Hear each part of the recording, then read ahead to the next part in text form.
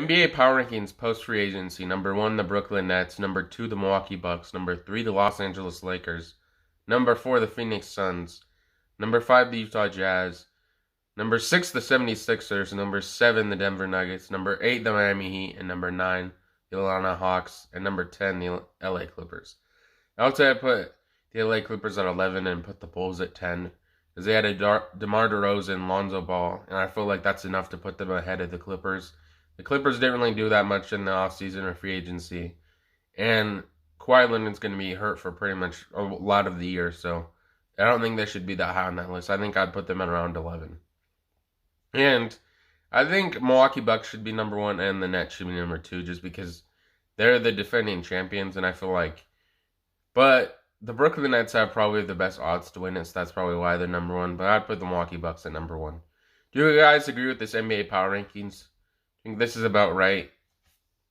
Here's a Sports Center fact. LeBron has more playoff games than 50% of the NBA teams, which is pretty impressive. 50% of the NBA teams, one player having more playoff games than that.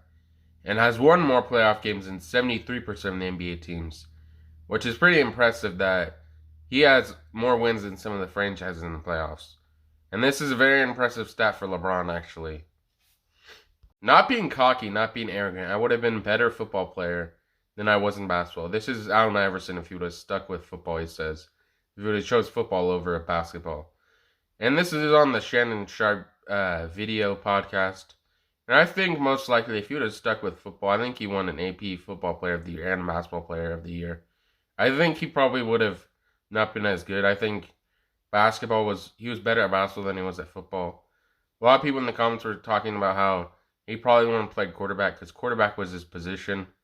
And they couldn't see him as an NFL quarterback because they think he's too small. And they said he would have played wide receiver or running back, which I don't know about running back, but wide receiver maybe. But I don't know if he would have been better at football than he was at basketball. He was pretty good at basketball, so I don't really see him.